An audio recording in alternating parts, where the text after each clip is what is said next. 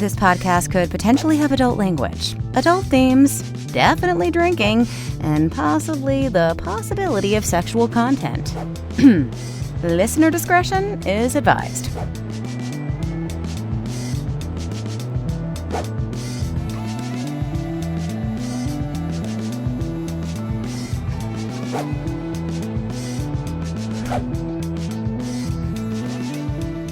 Welcome to Drinking with Authors, the podcast. I am your host, Erica Lance. My co-host today with actual alcohol is Valerie Willis, so we'll see how that all ends up for us.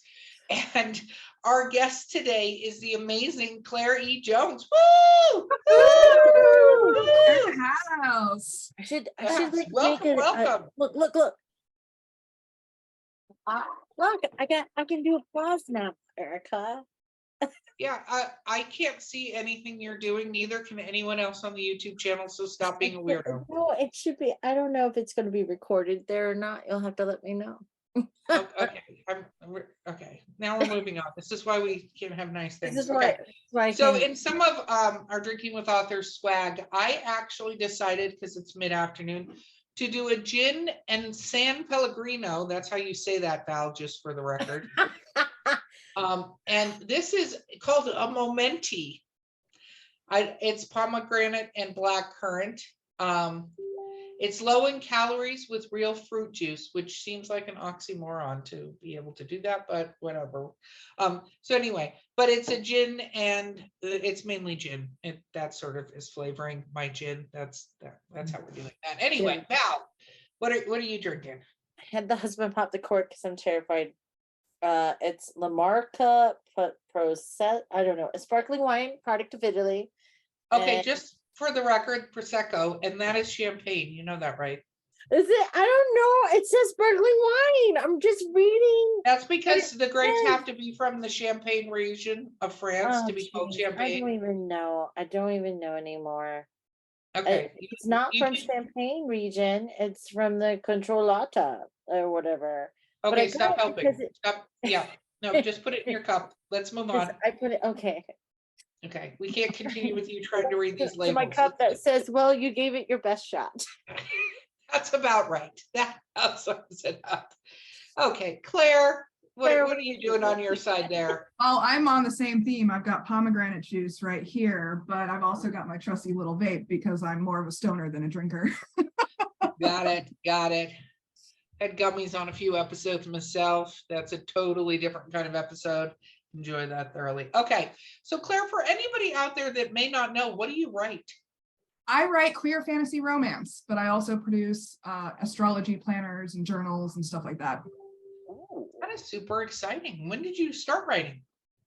I mean, I've been writing honestly since 5th grade. Like, it's been a lifelong thing, but I made it professional. Well, that's also a question. I've been doing business writing for like the last 9-ish years, but I started writing fiction last year. Oh, only last year. Mm-hmm. What made you, was this a pandemic kind of thing, or what made you finally decide to take the leap? Well, I kind of found refound my passion for books in general. At the end of 2021, I realized that I had been filling my reading list with all serious nonfiction stuff like marketing and psychology and business and all of that. And I was like, this isn't actually really fulfilling me at the end of the day. And so I gave myself permission to read whatever the fuck I wanted. And so I went from reading 20 books in, I think 2021, I read 20. And then last year I read 112. Whoa. Wow. I also discovered the community of Book Talk during this process. And I was just instantly inspired by everything that I was seeing on there. And I had been writing for a long time, but I'd never tried my hand at fiction. And I was like, I've read so many bad books over the years, like books that somehow make it to library shelves and bookstore shelves that like have fan bases. And I was like, I can at least do better than some of the bad books that I've read over the years. So I just started writing, and I'm a huge D&D fan. And so I had a Dungeons and Dragons world that I wanted to DM already in my head, pre-built.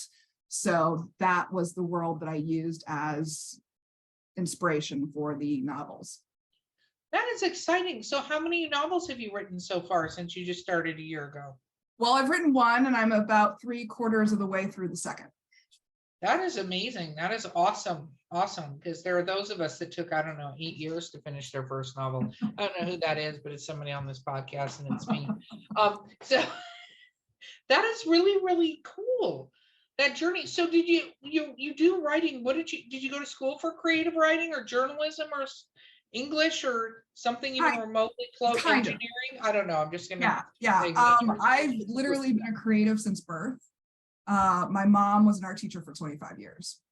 Oh, wow. And so I was literally like, the moment I could be holding a pencil as a baby, she had me holding a pencil and creating stuff. Like there's great pictures of me as a baby with like pen all over me. I just like drew all over my body, which, you know, creatives, they do what they do.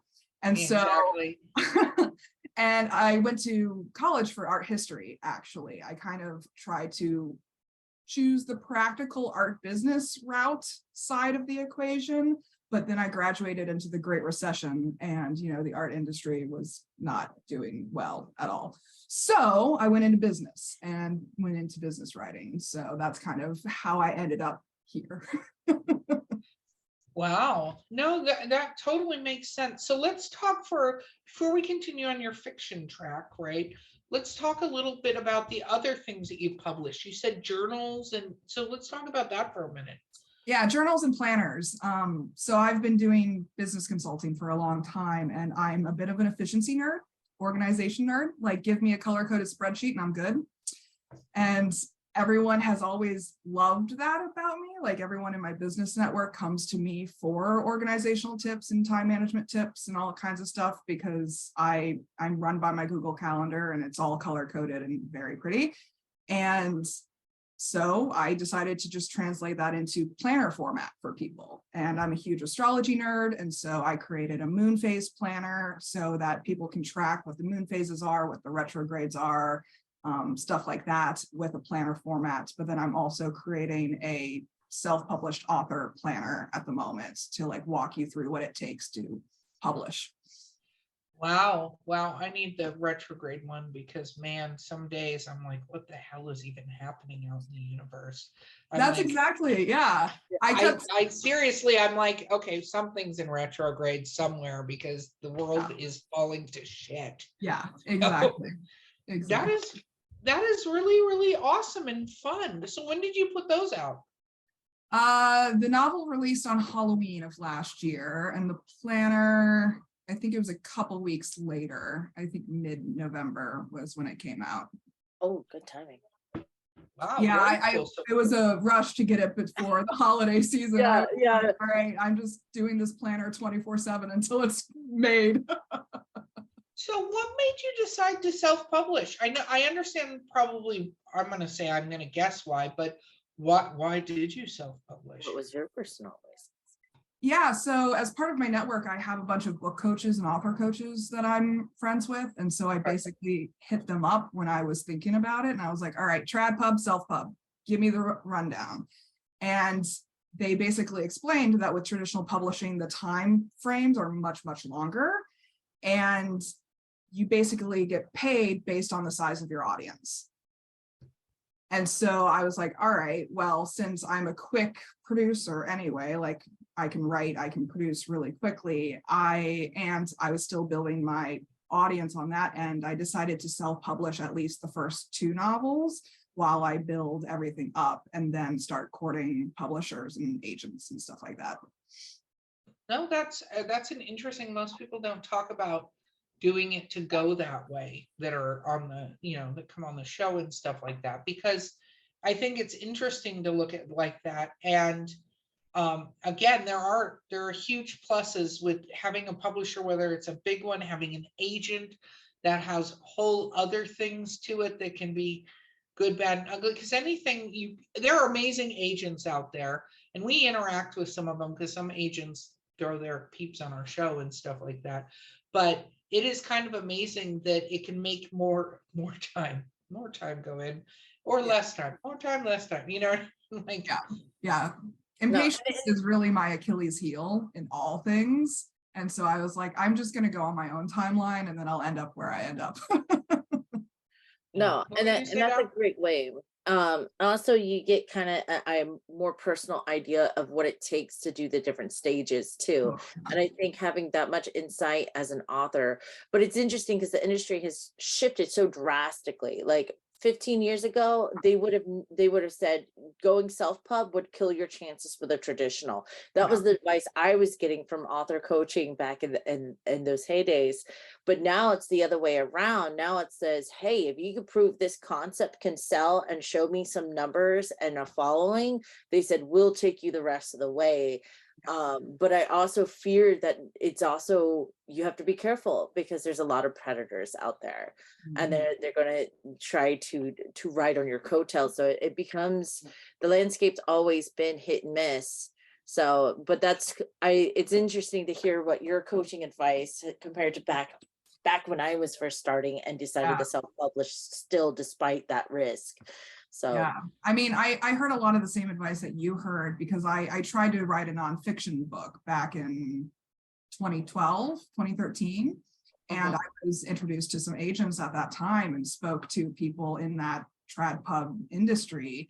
And I actually got a pretty bad taste in my mouth from those interactions. Like, they really didn't take me seriously, and they ended up getting mad at me for like not continuing through with the book, but they didn't even really, it was just mixed messages all around. And so I was very glad to see that this time around that the industry had changed for sure.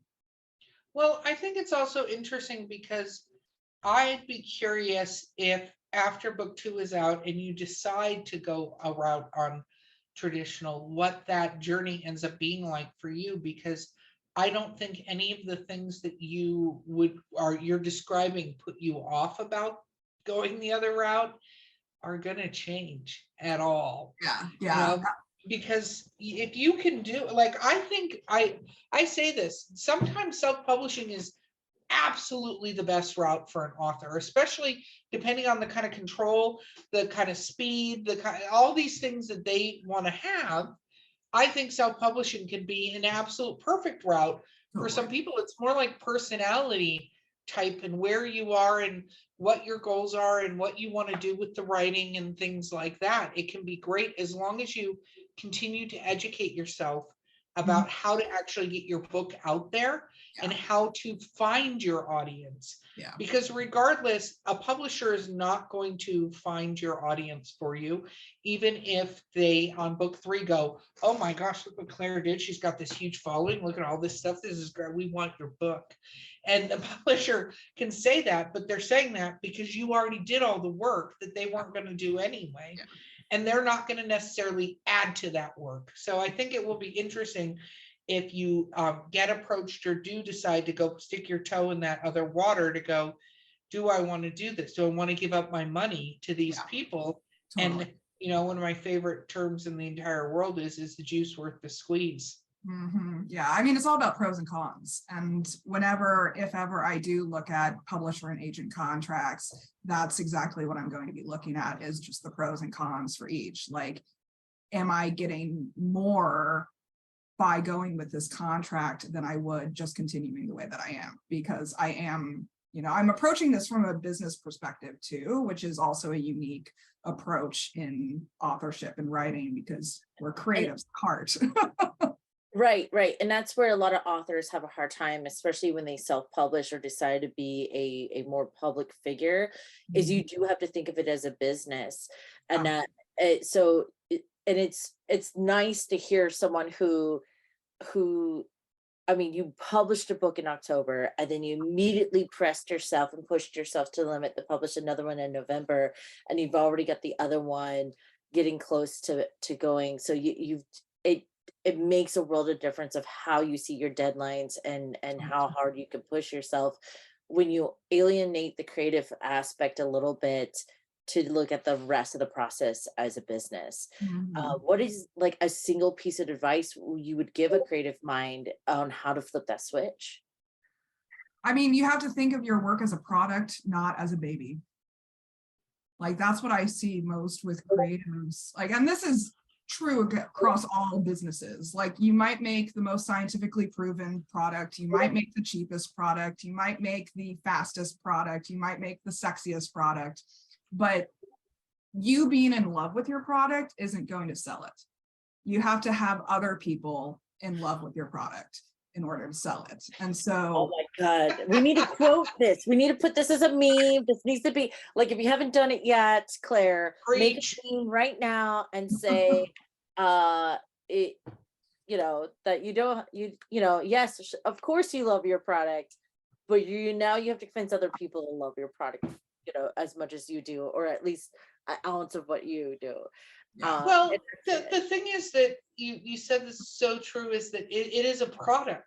It's a product. So, you know, if you want to do art for the sake of doing art, and if that is your goal, you want to write stories, and you don't care how many of those stories sell, you just want to put them out there, and you want a book so you can have a book in your hand and go, I have this book and I'm cool. Oh my God, that's very different than I would like people to actually purchase my book because they would like to buy it and want, you know, that's a whole other thing. Then it's a product and you got to go, good, what is the market for my product? How do I find that? You know what I mean? Yeah, exactly. And I've actually seen this going around Book Talk lately, is like people will build or write books, build plots around what people want on TikTok. Right. And I think that's brilliant. Like I personally could never do that because But you have to be fast. You have to be super fast, because what they want today is not what they're going to want in a month. Yeah. No, it's basically market research at its finest, because it is, and it's a different different audiences. So totally. I think that is, it's you know, we have the talk and everything. I call it the talk. You know, and it, you know, that's reaching people in a whole different way. But you also can't be like, hi, buy my book. Like it doesn't work. Like that's not how you do that audience. Yeah, Go ahead. I saw an excellent TikTok, I think it was yesterday or the day before, about what goes viral and what doesn't on TikTok. When you are trying to sell something and convince someone of something, that's not going to go viral. It's when it's something that's accidentally showcased that goes viral, because audiences want to feel like they're being sneaky by wanting it. They want to subvert the system. They're like, you can't tell me what to do, so I'm going to want something that you don't tell me to want. And it's that, I think, counter messaging that we kind of need to work as an art. Like it's a piece of art to do so. Yeah. No, I like people who are like, who focus more of what the story they're telling instead of the actual selling of the book, right?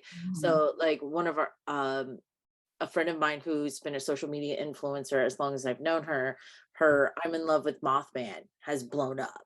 And she's been big on TikTok, and she sends me links every once in a while, and she's like, look, someone else is talking about it. And it all started because she's like, would you kiss Mothman? Throwing that question in there and taking the focus off of, I'm trying to sell you a book, and instead let's answer a question, which comes back to what makes good storytelling. And that carries on, I think, a lot in TikTok.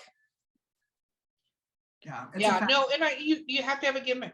The talk, you got to have a gimmick. You have to have something that'll draw them in, that is also fun. Because I think outside of people who want to troll and just be critical and shitty, because those people exist in this world, unfortunately, I think people use it to escape. They use it to have fun and have something different than whatever drama they're going through in their life. It's funny to watch it, and can you grab somebody and make it fun for them to be a part of your video? You know, so it's weird. Okay, we need to talk about your D&D. So how long have you played D&D? Oh man, I mean, it hasn't been long. I think I started in 2016. So what's that? 7 years now. I don't know. I don't do the math. So yeah, I was like, I don't know what year it is. The maths. Right, I don't do the math ever. The maths. Like, what year is it? What's going on? Yeah, So somebody Every I'm a night. firm believer in not doing the math. So, but what got you into Dungeons and Dragons as a nerd who did it when you had to color in the dice? Yeah, So yeah, I'm yeah. like OG nerd on Yeah, yeah, Dungeons yeah. and Dragons. Yeah. What made you get into it? Because that's not necessarily, And so, how did you stumble? I'm going to stop talking. How did you stumble on drinking? Yeah. I'm drinking. Well, The gin is I've always known about D&D. Like it's always been in my periphery, but I've never had any firsthand connections who were into it. So I just never got dragged down into it. But I've been a fantasy fan literally since, third grade. Like, OG fantasy fan.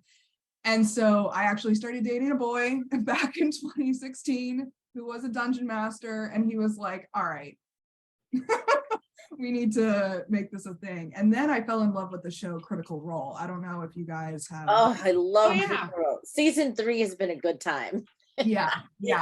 I'm literally obsessed with that show. I have a podcast about it actually. But wow. So I was basically introduced in 2016 to both as a player of D&D and a watcher of D&D, and then I graduated to DMing my own campaign last year. I think it's been a year since I've been DMing my own. That's very, very cool. Actually.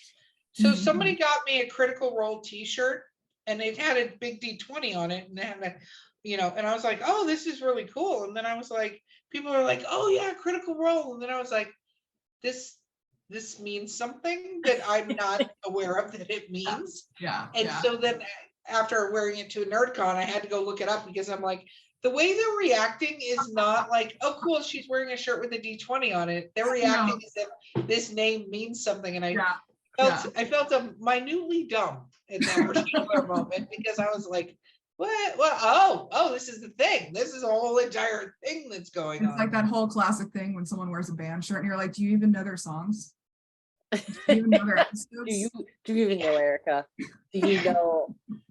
No, I pulled it off really well. It's kind of like when I go to Dragon Con and my friends want to do Doctor Who shirts. There's nothing against Doctor Who. I just never watched the show. So they always want to dress up like Doctor Who, and they told me about it, and they're like, well, we could do this thing for the silence. And I'm like, what the fuck is that? Like, so in a 5-minute part of an episode, which are these creatures that you can only see when you're looking at them, I guess, and you forget about them when they're gone, but they put tick marks on themselves when they see them. So they remember that, to remind them that these things are in this anyway. They're pretty terrifying. So I wear a Doctor Who shirt and put all these tick marks, and people are like, oh, the silence. And I'm like, where? Tick mark. And I pull off that I have no fucking idea. Okay, just for the record. Because I asked her, because I was on a panel or at a table. She comes up, I'm like, what are you? What are you? Why are you guys? Because I don't watch Doctor Who either. And she goes, I don't know. I don't know. They know. I don't care. I know. They're That's buying a me skill drinks. I set. don't care. That's a skill set to be able to like bullshit your way through those situations. Fandom, yes, Erica is the queen. No, I think you have to, and as an author, I talk about it. I think you have to, because people will bring up shit in your books that you don't remember writing. Like, and so you have to be able to be like, oh yeah, no, that's my favorite. Did I fucking write that? Like, I don't know, like somebody that was in my book. Every single time somebody does that, I go, oh wait, that wasn't the book. Control find later. That wasn't the book. That's a process of like pitching yourself too. Like if you are a creative, if you are a writer, if you are a business person, like you have to be able to spin doctor yourself. Oh, that's so true. So true. How much champagne have you had right now? I mean, champagne goes to your head really quickly, though, to be fair. Look at her, what color she is. She matches her shirt right now. And she did that all to herself. Like nobody even was talking to her about stuff. This is another watch the YouTube version if you're listening to this podcast, because Val is a shit show. So, okay, moving on. Claire, let's talk about your wonderful world. So tell us about your D&D world. Yeah, so it's a planet where there are 8 classes of magic.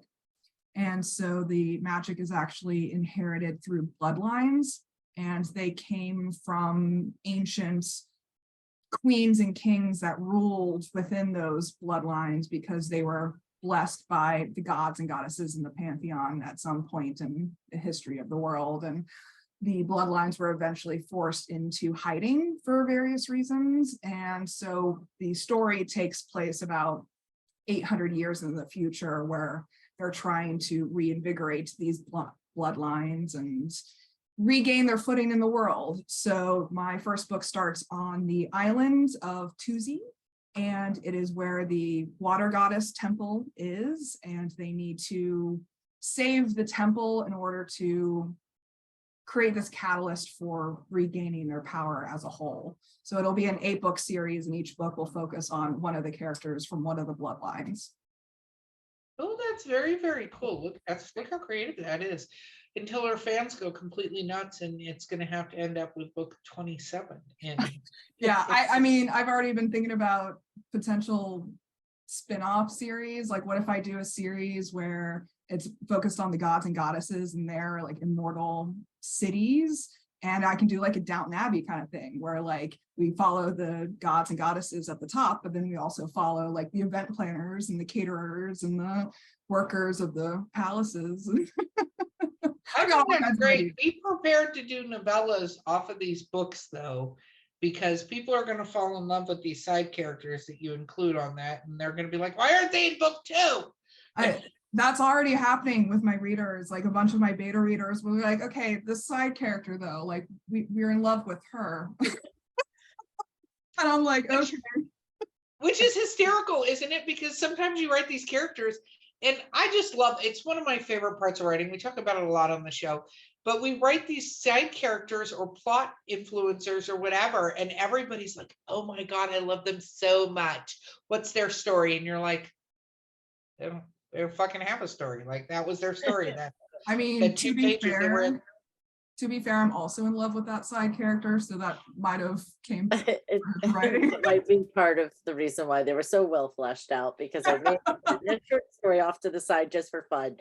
Yeah, No, and I tell people all the time, like, if you have a character that you need to introduce, but you're not actively telling their story, it's totally okay to write a short story and then use that as an incentive on your newsletter or a special edition thing, maybe even add it to the back of the next novel, or as a special edition thing, or again, like Erica pointed out, a little novella or a little side piece that they can go and explore and have fun with.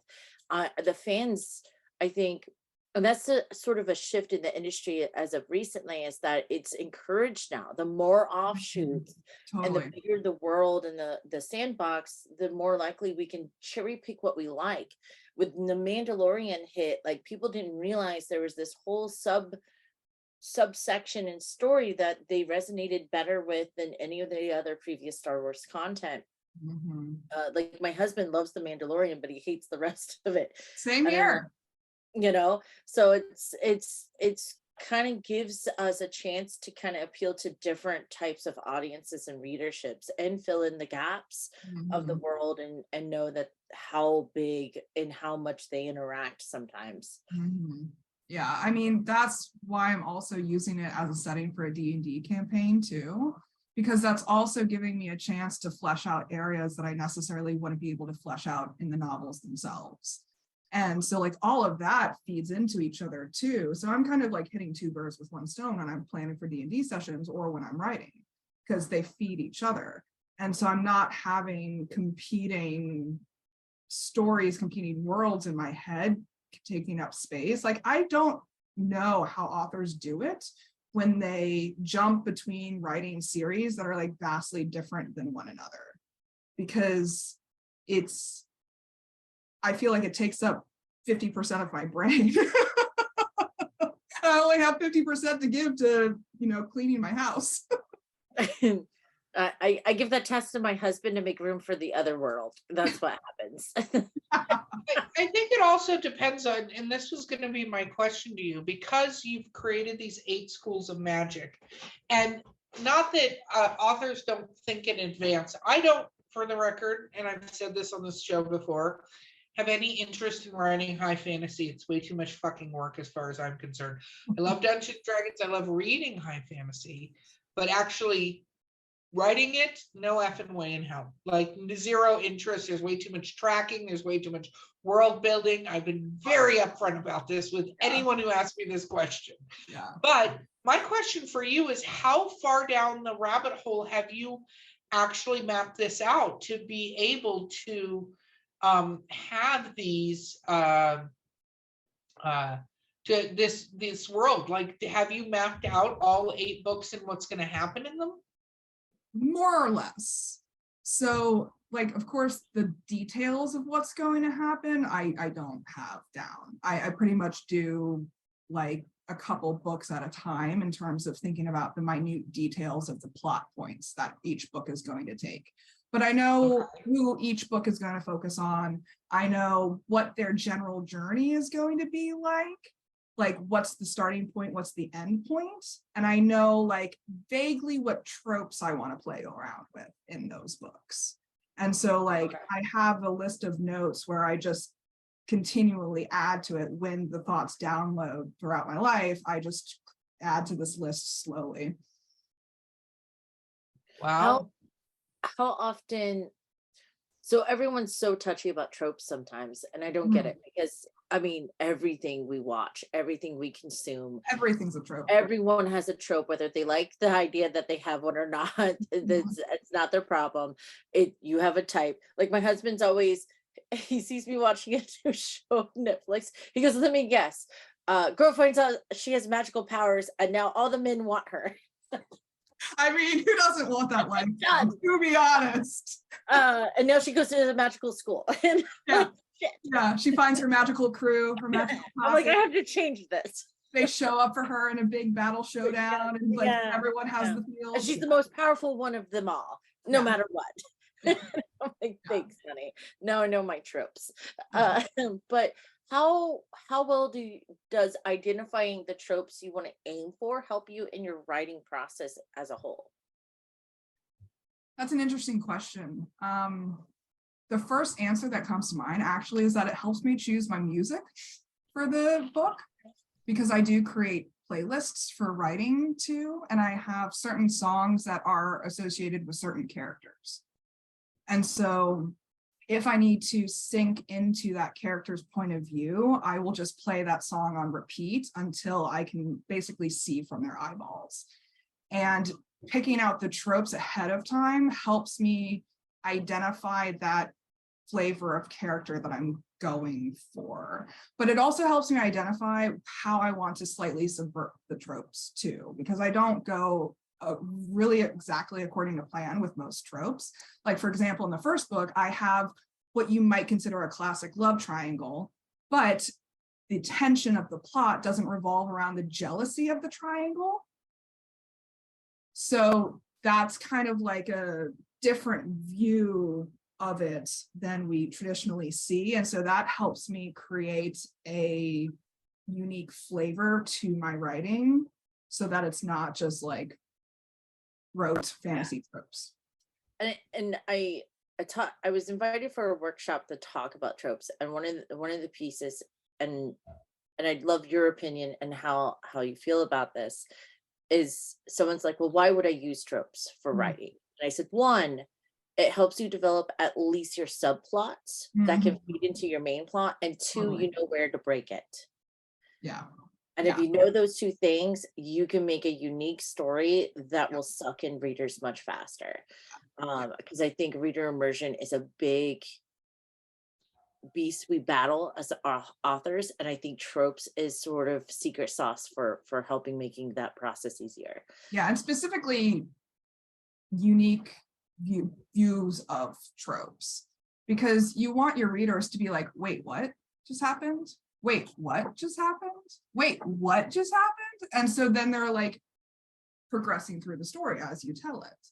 But if you give them the same thing that happens all the time in all these other pieces of media, they're going to be like, yeah, I get it, and just like skim it, and not like it's eating like a vanilla wafer. You know? Yeah, but it also encouraged them that you can totally stick true to the trope, because look at Hallmark and how much I know. And even though I am not a fan of Hallmark, I can't tell you how many times my husband and I during November, December have found ourselves watching a Hallmark movie and don't know how we ended up there. We're like, what happened?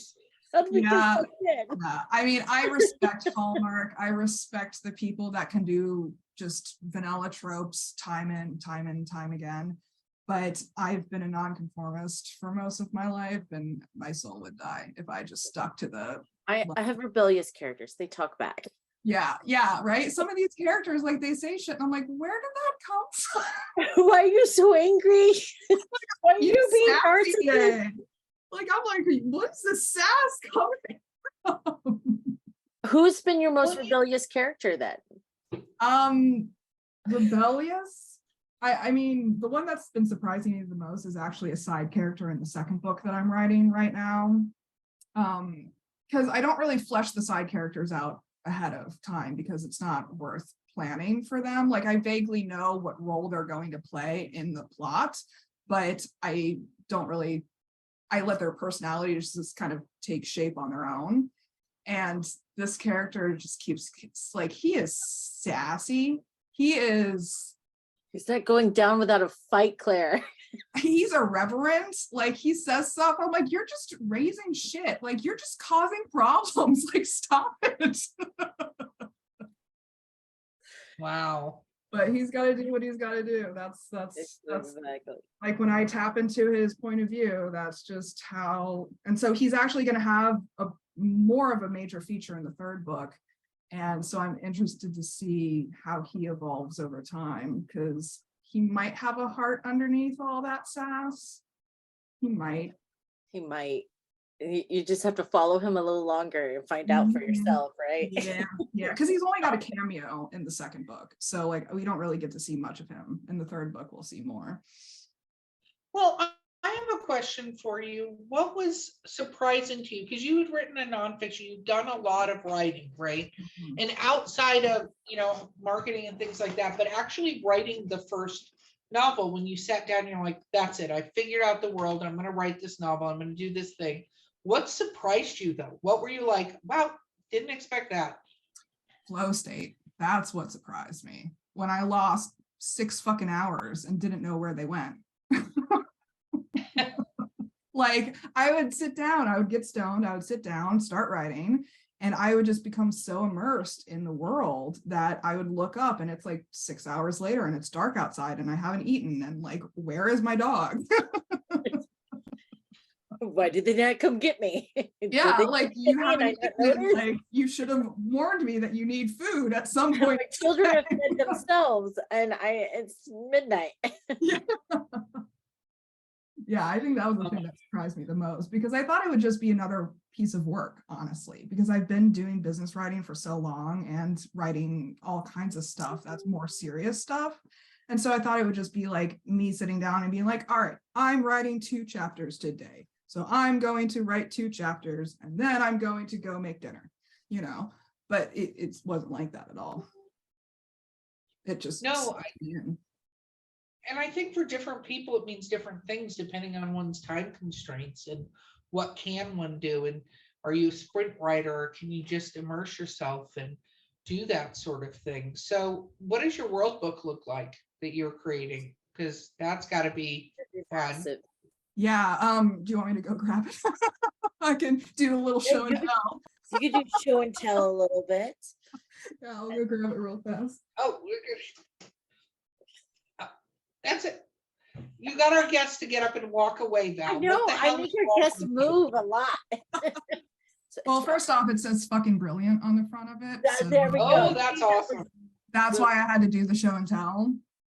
But this is basically just like, it has different sections. Like, there's a book 1 section, a book 2 section, a section on all the gods. I have like all of these scribbled timelines of like when different things happen on that loose leaf stuff tucked in there.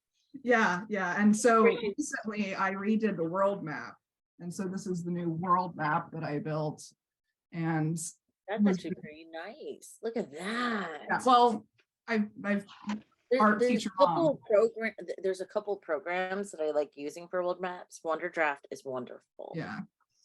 Yeah, so I basically just have these little dividers for the different books and different sections, and I just write down ideas as they come.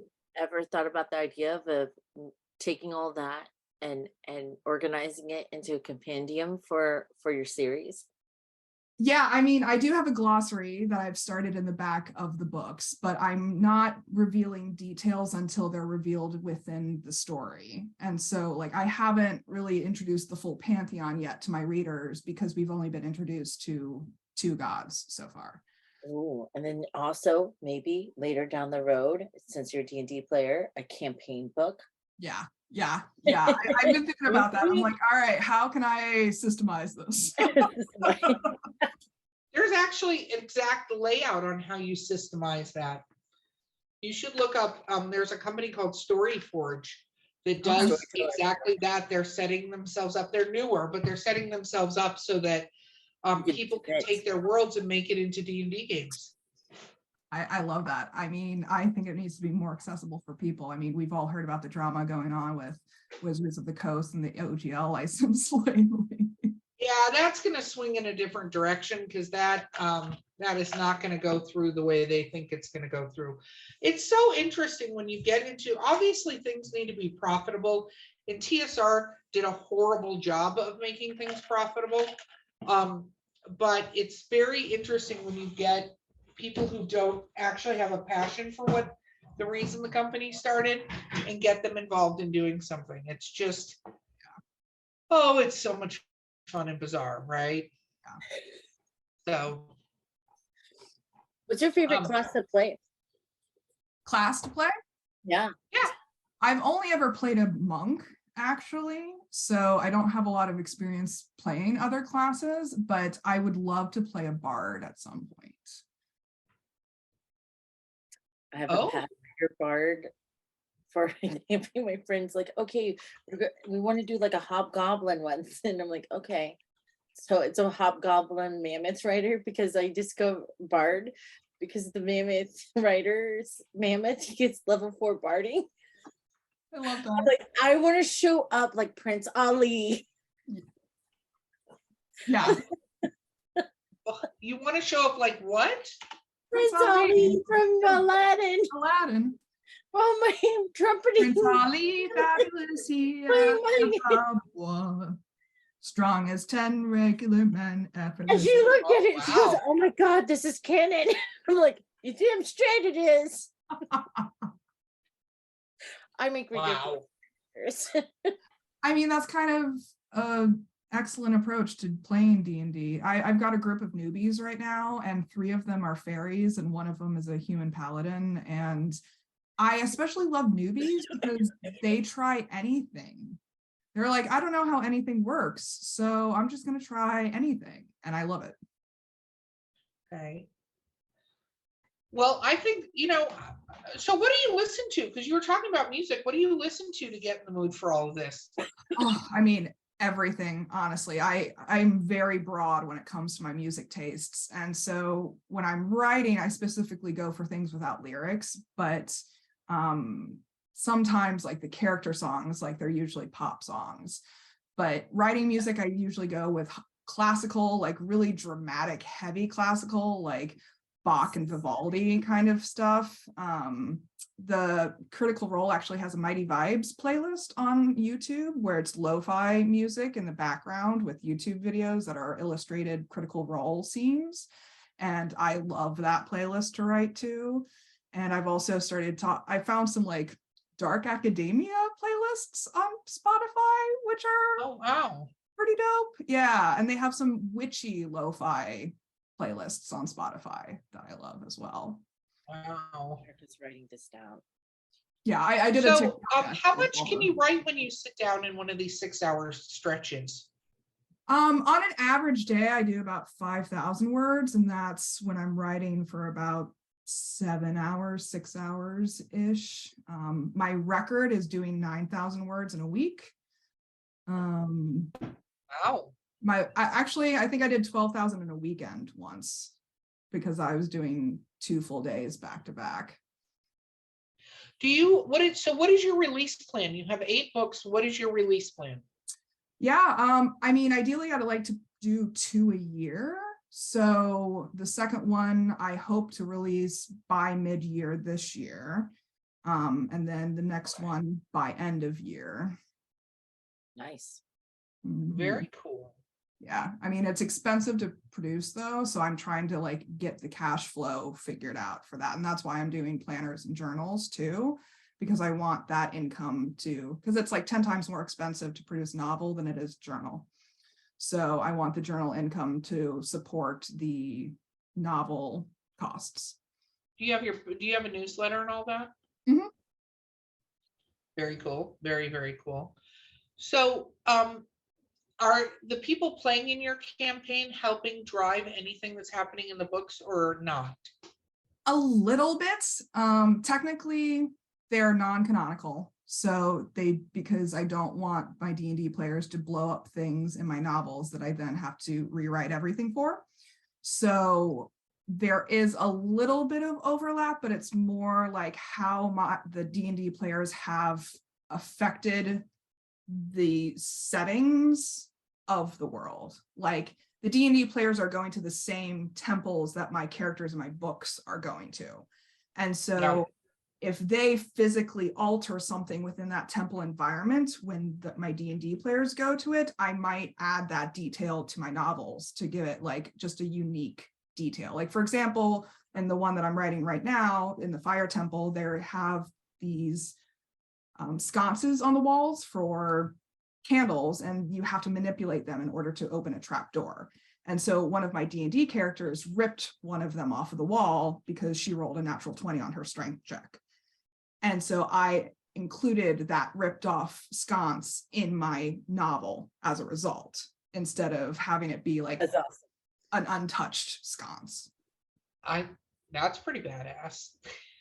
I would like to dedicate this ripped off sconce to the character. Blah, blah, just kidding. Yeah, and it's also great when my D&D players read my books. They're like, "Oh, I recognize that. Oh, or that hallway was a bitch. We all was on fire. Like it was awful." And so there's an added level to the reader enjoyment too. That's very cool. Okay, so another question I have then for you is what has been like, so you posted these, what has it been like to do reviews, that sort of thing? Like now that you're getting feedback on the book, what has that been like? Yeah, well, I specifically knew that I needed to do a beta reading process before I published last year. And so I solicited beta readers specifically on TikTok, and I looked for creators that had a following of 6K or more, because that's the amount of my social following. And so I was like, I have to at least meet them, right? And I found 4 or 5 beta readers that I then paid to beta read the manuscript before it got published. And so I had reviews ready to go when I launched. Very cool. What about unsolicited reviews? Do you cyberstock your reviews? Yeah, I always do. Yeah, I mean, I've gotten several unsolicited reviews since it's been published, but I kind of like, with the tip jar, you have to get it started with $1. That's true. No, totally. Okay, Val, I'm going to ask one more question and then you have the final question. What? Why you always get to put that pressure on me? And this is unfair, Erica. I'm too drunk for this shit. And there it is, right there. I've been talking about. So, what you're starting this. What about in-person events? Have you done any in-person events with your book yet? Not yet, no. I'm an introverted homebody, and you kind of have to drag me to events sometimes, but I am going to a writers' conference next month. And so I will be doing much more public introductions and stuff like that. Very cool. Yeah, no, I think you're high fantasy. You're gonna have to go to cons. Yeah, I mean, I want to for sure. And I need to, I hibernated a bit this winter, and it's just like not having public interactions for a while. What would be a dream conference to be like a pro guest or a guest author at? I've been really loving the vibe of Books, Crowns, and Gowns. Have you come across Yeah, that? someone recommended that one to us recently. Yeah, like just the fact that it exists as a concept, I'm kind of in love with it. So I would love to be featured there. But I mean, Emerald City Comic Con, like I'm in Seattle, so like it's a huge con that happens every year. And if I could be on like a panel for that, I make it at that point. Like that means I made it. Very cool. Well, it's a possibility. You got to put yourself in for it. You'd be surprised how quick they'll bring people on and do that sort of thing.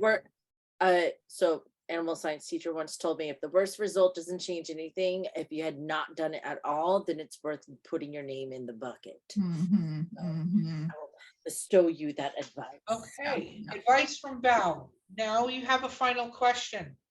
I thought that was my question. What con would you do? Just kidding. I'll let it go. I'll let it go. Okay, I mean, it Claire, wasn't- shameless self-promotion time. Tell us how to find your books and how to find you on social media. Yeah, so my company is called Clairjoyance, CLAIRJOYANCE, basically clairvoyance with a J. And so that's my handle on all the social medias. You can find me on all the social medias. But my book, Love in the Face of Death, is available at Barnes & Noble. It's available at Amazon. It's available on my website. So look it up on Goodreads. It's there.